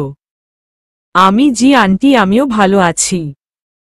তারপর আরও অনেক কথা বললাম আর খাওয়া দাওয়াও ওখানেই করলাম। নীলা রাতে আমাকে ইব্রাহিমের বাসায় থুয়ে যাই। তাই আমিও ফ্রেশ হয়ে ঘুমিয়ে পড়ি। এভাবেই 5টা বছর পার হয়ে যায়। আর এই 5 বছরে নিশির জন্য আমার ভালোবাসাই এতটুকুও কমে নাই, বরং বেড়েছে। তো প্রতিদিন এর মতো আজও অফিসে গেলাম। আর অফিসে পৌঁছানোর পর নীলা আমার কাছে এসে বলল, নীলা শুনো, রাজ, আমরা আগামীকাল বাংলাদেশে যাব, সেখানে একটা মিটিং আছে। আর আমার সাথে তুমিও যাবে, তাই তোমার যা যা প্রয়োজন তুমি আজ বাসায় গিয়ে প্যাকিং করে নাও। আর কাল সকালে আমাদের ফ্লাইট। আমি ওকে, ঠিক আছে। কেন জানি আমি ওকে মানা করতে পারলাম না, হয়তো অনেক দিন পরে দেশে ফিরব, এর জন্যই। সেদিন কার মতো অফিস করে বাসায় চলে আসলাম। তারপর আমি আমার কিছু জিনিস প্যাকিং করে রাখলাম। পরের দিন সকালেই আমি আর নীলা বাংলাদেশে চলে আসলাম। আর আমি ওখানকার যে কোম্পানির সাথে মিটিং হবে সেখানে গেলাম। আমি সেখানে গিয়ে আরও বেশি অবাক হয়ে যাই, কারণ এটা আর কারো না, আমার বাবার কোম্পানি, যার সাথে আমাদের মিটিং হবে। আমি কি করব তাই ভাবে পাচ্ছিলাম না। একবার মনে করলাম যে মিটিংটা অ্যাটেন্ড করব না, কিন্তু পরক্ষণেই কি যেন হলো, আমি মিটিং প্লেসে চলে গেলাম। সেখানে গিয়ে আমি দেখি আমার বাবা একটা চেয়ার বসা আছে। আর তার চেহারাটা কেমন যেন শুকিয়ে গেছে। তো আমি সেখানে গিয়ে সবার সাথে মতো বিনিময় করলাম। আর আমি যখনই বাবার কাছে গেলাম তখন বাবা আমাকে দেখা মাত্র জড়িয়ে ধরল আর বলল, আব্বু, কোথায় ছিলি বাবা এতদিন? আমাদের কথা কি তোর এতটুকুও মনে পড়ে নাই? কান্না করে কথাগুলো বলল। আমি, বাবা, অনেক মনে পড়েছে, কিন্তু আমি যে অপারগ ছিলাম, আমিও কান্না করেই কথাগুলো বললাম। আব্বু, এখন আমার সাথে তুই বাসায় যাবি। তোকে দেখলে তোর আম্মু অনেক খুশি হবে, বলে আমাকে নিয়ে যেতে লাগল। আমি, আব্বু, আমি যাব, তার আগে এই মিটিংটা শেষ করে নিই। আব্বু, সত্যি বলছিস তো? আমি, সত্যি। এতক্ষণ সবাই আমাদের দিকে তাকিয়েছিল আর বোঝার চেষ্টা করছিল যে কি হচ্ছে এগুলো। এমনি নীলাও অবাক হয়ে গিয়েছে, কারণ সেও আমার বাবাকে চিনে না। তাই সে আমার কাছে এসে বলল, নীলা, তুমি বিজনেসম্যান নাজমুল সাহেবের ছেলে? অবাক হয়ে বলল। আমি, নীলা, তুমি এত বড় বিজনেসম্যানের ছেলে হয়ে আমাদের কোম্পানিতে একজন সাধারণ স্টাফ হয়ে কাজ কেন করছিলে? আমি, এর একটা কারণ আছে যেটা তুমি জানো না। নীলা, কি কারণ আছে রাজ? আমি, মিটিং শেষ হোক, তারপর না হয় বলি। নীলা, ওকে, ঠিক আছে। নীলার অবাক হওয়াই স্বাভাবিক, কারণ এই 5 বছরে আমি নীলাকে একবারের জন্যও আমার আসল পরিচয়টা বলি নাই। যদিও সে জানত আমাদের একটা কোম্পানি আছে। তারপর আমরা মিটিং শেষ করে বাইর হলাম, আর তখনই আমার চোখ গেল একটা বাচ্চার ওপর। বয়স আর কত হবে, 56 বছর হইত। কিন্তু ওকে দেখে মনে হচ্ছে কতদিনের না চেনা। তাই আমি ওর কাছে যাই আর বলি, আমি বাবা, তোমার নাম কি? কিন্তু ছেলেটা আমাকে অবাক করে দিয়ে পাপা বলে আমায় জড়াই ধরে। আমি কে তোমার পাপা? সে তুমিই তো আমার পাপা, আমার মামুনি বলছে। আর জানো পাপা, তোমার জন্য আমার মামুনি প্রতিদিন কান্না করে। আমি কে তোমার মামুনি বাবা? তখন ছেলেটি হাত দিয়ে একজনকে দেখিয়ে দেই, আর সেটা আর কেউ না, সেটা হলো নিশি। মানে ছেলেটি আমার আর নিশির সন্তান। তার জন্যই কি ওর জন্য এতটান অনুভব হইতেছিল। তখনই নিশি আমাদের সামনে চলে আসে, আর আমাকে দেখে সে খানিকটা স্তব্ধ হয়ে যায়, কিন্তু পরক্ষণেই আমায় জড়িয়ে ধরে কান্না করে দেই। কিন্তু তখন হঠাৎ নীলা কোথায় থেকে যেন চলে আসে, আর নিশিকে আমার বুকে দেখে ও নিশিকে তুলে ওর গালে দুটো চড় বসাই দেয় আর বলে, নীলা, এই মেয়ে, তোমার লজ্জা করে না অন্যের স্বামীকে জড়াই ধরতে? নিশি অন্যের স্বামী মানে? অশ্রুসিক্ত চোখে, নীলা, হ্যাঁ, তুমি যাকে জড়িয়ে ধরেছ সে আমার হাজবেন্ড হয়। নিশি, ও সরি, আমার ক্ষমা করে দিন। আর মিস্টার রাজ, আপনার ছেলেকে দেখে রাখবেন। এই কথা বলেই নিশি বাইরে দৌড় দিল। আমিও নিশির পিছু পিছু গেলাম, কিন্তু আমি যেতে একটু দেরি করে ফেলেছিলাম, কারণ নিশি একটা কারের হাতে ধাক্কা খেয়েছে আর ওর মাথা থেকে প্রচুর ব্লিডিং হচ্ছে। আমি কি করব কিছুই বুঝতে পারছিলাম না। আর বাইরে এসে দেখি নিশির মাথা থেকে প্রচুর ব্লিডিং হচ্ছে। আমি কি করব না করব কিছুই বুঝতে পারছিলাম না। আমার মনে হচ্ছিল যেন আমি আমার জীবনের সবচেয়ে মূল্যবান কিছু হারারে যাচ্ছি। তাই আমি গিয়ে নিশিকে আমার কোলে তুলে নিই আর হসপিটালের দিকে দৌড়াতে শুরু করলাম। আর তখন কে যেন একটা কার নিয়ে এসে বলল উঠতে, তাই আমি দেরি না করে কারে উঠে বসি আর কিছুক্ষণের মধ্যেই হসপিটালে পৌঁছে যাই। আর ডক্টররা নিশিকে নিয়ে ওটিতে চলে যাই। তাই আমি কারওয়ালাকে ধন্যবাদ দিতে যাই, আর গিয়ে দেখি সেটা আর অন্য কেউ না, আমার বন্ধু মামুন।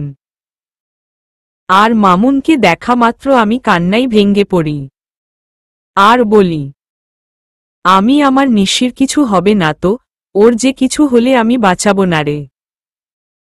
কান্না করতে করতে, মামুন, নিশির কিছু হবে না, আর তুই এভাবে ভেঙে পড়ছিস কেন?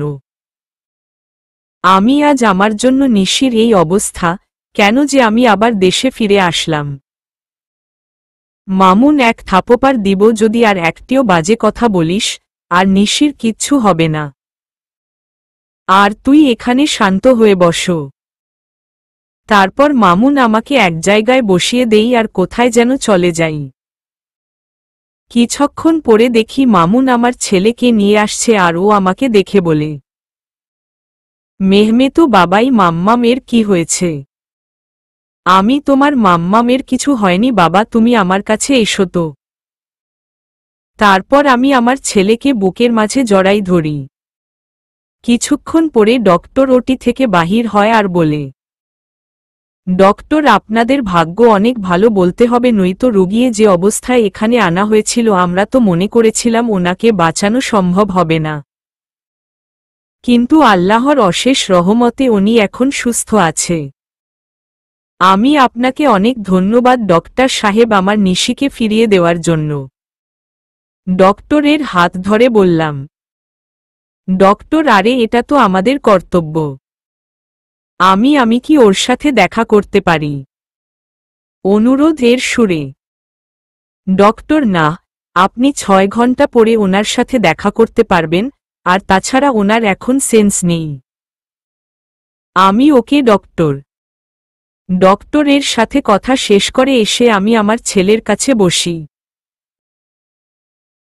আমি আর আমার ছেলে বসে আসি, তখন কেউ পেছনে থেকে আমার নাম ধরে ডাক দেয়। তাই আমি পেছনে তাকায় কে ডাকছে দেখার জন্য, তখন দেখতে পাই আব্বু আর আম্মু দাঁড়াই আছে। আর আম্মু আমাকে দেখে আর স্থির থাকতে পারল না, আমার কাছে এসে কান্না শুরু করে দিল আর বলল, আম্মু, কোথায় ছিলি বাবা এতদিন? আমাদের কথা কি তোর এতটুকুও মনে পড়ে না? কান্নার সুরে আমি আম্মু মনে তো সবসময়ই পড়ত, কিন্তু আসার উপায় ছিল না, আর এই দেখ আমি এসে গেছি আর কোথাও যাব না। আম্মু সত্যি তো? আমি সত্যি। তখন একজন নার্স এসে খবর দিল যে নিশির সেন্স ফিরেছে। তাই আমি আর দেরি না করে নিশির কেবিনে ঢুকে গেলাম। আমার পিছু পিছু বাকি সবাইও চলে এসেছে, কিন্তু নিশি আমাকে দেখে তার মুখটা অন্যদিকে ঘুরিয়ে নিল। সবাই নিশির সাথে কথা বলছে আর নিশি সেগুলোর উত্তর শুধু হ্যাঁ অথবা নাতে দিচ্ছে, কিন্তু সে আমার দিকে একবারও তাকাচ্ছে না। এতে আমার অনেকটাই খারাপ লাগে, তাই আমি সবাইকে বলি আমি আর নিশিকে একা কথা বলতে চাই, তাই প্লিজ সবাই যদি একটু বাইরে যেতে। সবাই অবশ্যই। তারপর সবাই বাইরে চলে যায় আর আমি নিশির পাশে গিয়ে বসি আর ওর হাত আমার হাতের মুঠোর মধ্যে নিই আর বলি, আমি নিশি, আমি সরি। নিশি নিশ্চুপ। আমি কথা বলবে না আমার সাথে? নিশি তাও নিশ্চুপ। আমি ঠিক আছে, তাহলে আমি চলে যাচ্ছি। আমি যখনই উঠতে যাব তখন নিশি আমার হাতটা ধরে ফেলে আর আমি ওর দিকে তাকিয়ে দেখি ও কান্না করছে। আমি আরে পাগলি, কান্না করছো কেন? ওর চোখের জল মুছে দিয়ে। নিশি আপনি খুব খারাপ, শুধু আমায় কষ্ট দেন। বুঝলাম মনের ভেতর অনেক অভিমান জমা হয়ে আছে। আমি গো, আমি খুব খারাপ, আর আমি ওয়াদা করছি আজকের পর থেকে তোমায় আর কখনো কষ্ট দিব না। নিশি এভাবে বললে তো আমি বিলিভ করব না। আমি তাহলে কিভাবে বলবো? নিশি কান ধরে বলেন। আমি ওকে শোনাবো, এই তো কান ধরালাম। নিশির কান দুটো ধরে। নিশি ওই ফাজিল, আমি কি আমার কান ধরতে বলেছি নাকি? আমি তো কি হলো? ওর নাক টেনে বললাম। নিশি আর ছেড়ে যাবেন না তো? আমি কখনো না। ওকে জড়িয়ে ধরে। পাগলিটাও আমার বুকের মধ্যে মিশে গেল। ঠিক তখনই নীলা কেবিনে আসল আর নিশি নীলাকে দেখা মাত্র আমাকে আরো শক্ত করে জড়িয়ে ধরল। ওর মতে ও যদি আমায় ছেড়ে দিলই হারিয়ে যাব। নীলা ভয় পেও না নিশি, আমি তো শুধু ক্ষমা চাইতে এসেছি। আসলে আমি জানতাম না যে তুমি রাজেকে হও, তাই ওই কথাগুলো বলেছিলাম। Nishi it's okay. Nila thank you Nishi, on goodbye বলে নীলা চলে যাই। তখন আমি নিশিকে বলি, আমি বাবু তুমি এখন রেস্ট নাও, তুমি এখনো অনেকটাই উইক। তারপর নিশি আমার হাতটা ধরেই বাচ্চাদের মতো ঘুমিয়ে পড়ে। প্রায় 15 দিন পর নিশিকে রিলিজ দেওয়া হয়, আর নিশির পুরোপুরি সুস্থ হতে প্রায় 1 মাস সময় লাগে। আর এই 1 মাস কেটেছে নিশির সাথে দুষ্টুমি করতে করতে। একদিন রাতে আমি আর নিশি ছাদে বসেছিলাম, তখন নিশির কি যেন মনে হলো আর সে আমার কোলের উপর উঠে এসে বসল আর আমার গাল জড়াই ধরে বলল, নিশি আমার না একটা ফুটফুটে মেয়ে চাই দিবেন? আমি দিব। আমি ওর ঘাড়ে আমার নাক ডুবিয়ে গন্ধ নিচ্ছি আর কথাগুলো বলছিলাম কেমন যেন নেশা ধরানো গন্ধ। তখন নিশি হঠাৎ করে ওর দুহাত দিয়ে আমার মাথা উঁচু করে ওর ঠোঁট আর আমার ঠোঁট এক করে দেই আর পাগলের মতো চুষতে থাকে। নিশির এমন কাজ দেখে আমি খানিকটা অবাক হলেও পরক্ষণেই নিজেকে সামলে নিই আর ওর কোমরটা জড়িয়ে ধরে নিজের দিকে টেনে আনি আর ওর ঠোঁট চুষতে থাকি। এভাবে প্রায় 10 মিনিট ছিলাম। তারপর আমি নিশি পাঁচকোলে তুলে নিয়ে রুমের মধ্যে আসি আর পা দিয়ে দরজাটা লাগিয়ে দিই। তারপর নিশিকে বিছানায় শুয়ে দিয়ে নিজের শার্টের বোতামগুলো খুলি আর শার্টটা দূরে ছুঁড়ে মারি। তারপর নিশির ওপর উঠে ওর গার সহ সারা শরীরে কিস করি, সাথে হালকা কামড় দিই, ফলে নিশি হালকা চিৎকার করছিল। তারপর আমি আস্তে আস্তে নিশির ব্লাউজের হুক খুলি আর নিশি আবেশে আমাকে জড়াই ধরে। তারপর আর কমু না, সবাই নিজে থেকেই বুঝে নেন গা। The story is and.